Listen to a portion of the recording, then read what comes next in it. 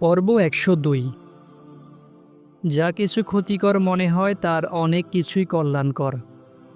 William James বলেছেন, আমাদের বাধা বিপত্তি আমাদেরকে এতটাই সাহায্য করে যে আমরা তা কখনো আশাই করতে পারিনি।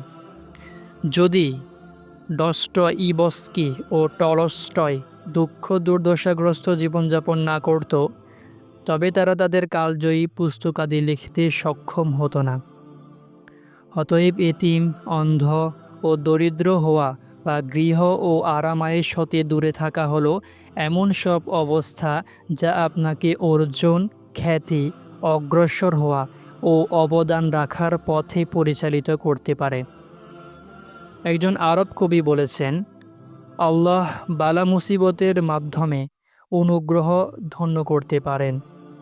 আর সে বালা মুসিবত যতই গুরুতর মনে হোক না কেন, পক্ষান্তরে কিছু লোককে নেয়ামত দিয়ে বালা মুসিবতে ফেলতে পারেন। এমনকি সন্তান সন্ততি ও সম্পদও দুঃখ দুর্দশার কারণ হয়ে দাঁড়াতে পারে। হে মুহাম্মদ সাল্লাল্লাহু আলাইহি ওয়াসাল্লাম, অতএব তাদের ধনসম্পদ ও সন্তান সন্ততি যেন আপনাকে বিস্মিত না করে। আসলে আল্লাহ তো এসব দ্বারা তাদেরকে পার্থিব জীবনে শাস্তি দিতে চান। সূরা তাওবা। ইবনুল আসির পঙ্গু হওয়ার কারণে তার বিখ্যাত দুটি কিতাব জামিউল উসুল এবং আন-নিয়াহা সম্পূর্ণ করতে সমর্থ হয়েছিলেন।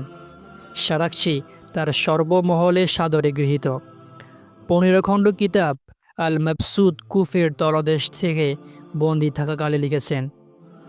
ইবনুল সাইয়েম সওয়ারিতে চড়ে ভ্রমণকালে জাদুল মাআদ লিখেছেন। ইমাম কুরতুবী জাহাজে চড়ে ভ্রমণকালে সহিহ মুসলিম শরীফের ব্যাখ্যা লিখেছেন। ইবনে তাইমিয়া জেলে থাকাকালে তার ফাতোয়ার অধিকাংশ লিখেছেন। যে সকল হাদিস শাস্ত্রবিদগণ লক্ষ লক্ষ হাদিস সংকলন করেছিলেন, তারা দরিদ্র ও পরবাসী ছিলেন। একজন ধার্মিক লোক আমাকে জানিয়েছেন যে তিনি কিছুদিন কারাভোগ করেছেন এবং তার কারাভোগকালে তিনি সমগ্র কুরআন মাজিদ মুখস্থ করে ফেলেছেন আর ইসলামী আইনশাস্ত্রের বড় বড় ৪০ খণ্ড কিতাব পড়েছেন। আবুল আলা মুয়াররি অন্ধ হয়ে যাওয়ার কারণে তার কিতাবাদি অন্যদেরকে দান করে দিয়েছিলেন।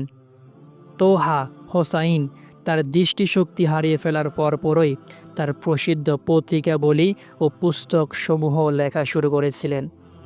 অনেক প্রতিভাবান ব্যক্তি পদচ্যুত বা চাকরিচ্যুত হওয়ার পর জ্ঞান ও চিন্তার জগতে তাদের পূর্ববর্তী জীবনের তুলনায় অনেক বেশি অবদান রেখেছেন। অল্প দর্শন, জ্ঞান মানুষকে নাস্তিকতার দিকে নিয়ে যায়, আর দর্শন নিয়ে গভীর গবেষণা মনকে ধর্মের নিকটবর্তী করে। আর মানবজাতির জন্য এসব উদাহরণ বা দৃষ্টান্ত পেশ করি, অথচ জ্ঞানী ব্যক্তিরা ছাড়া অন্যরা এসব বুঝতে পারে না। সূরা আনকাবুত। আল্লাহ বান্দাগণের মধ্য হতে শুধুমাত্র জ্ঞানীরাই আল্লাহকে ভয় করে। সূরা ফাতির। এবং যাদেরকে জ্ঞান ও ঈমান দান করা হয়েছে তারা বলবে, তোমরা তো আল্লাহর বিধান অনুযায়ী কিয়ামত পর্যন্ত অবস্থান করছিলে। সূরা রুম। হে মুহাম্মদ সাল্লাল্লাহু আলাইহি ওয়াসাল্লাম, আপনি বলে দিন যে আমি তোমাদেরকে একটি বিষয়ে বিশেষভাবে উপদেশ দিচ্ছি, আর তা হলো যে তোমরা জোড়ায় জোড়ায় বা পৃথক পৃথকভাবে আল্লাহর উদ্দেশ্যে দাঁড়াও এবং তারপর গভীরভাবে চিন্তা ভাবনা করে দেখো যে তোমাদের এই সঙ্গে মুহাম্মদ পাগল নন। তিনি তো আসন্ন এক কঠিন শাস্তি সম্পর্কে তোমাদের জন্য একজন সতর্ককারী মাত্র। সূরা সাবা। ডক্টর এ বিল বলেছেন, সত্যিকার ঈমানদার কখনো মানসিক রোগে আক্রান্ত হবে না। নিশ্চয়ই যারা ঈমান আনে, সৎ কাজ করে, তাদের জন্য পরম করুণাময় আল্লাহ নিজেও মুমিনদের অন্তরে ভালোবাসা সৃষ্টি করবেন। সূরা মারিয়াম। যে কোনো ঈমানদার পুরুষ বা মহিলা নেক আমল বা আমলে সলেহ করে, আমি আল্লাহ অবশ্যই অবশ্যই তাকে পবিত্র জীবন যাপন করাবো এবং আমি আল্লাহ অবশ্যই অবশ্যই তারা যে নেক আমল করত তদ অনুপাতে তাদেরকে তাদের পুরস্কার দেব। সূরা নাহল। এবং নিশ্চয়ই আল্লাহ ঈমানদারকে সরল সঠিক পথে পরিচালিত করেন। সূরা আল হাজ।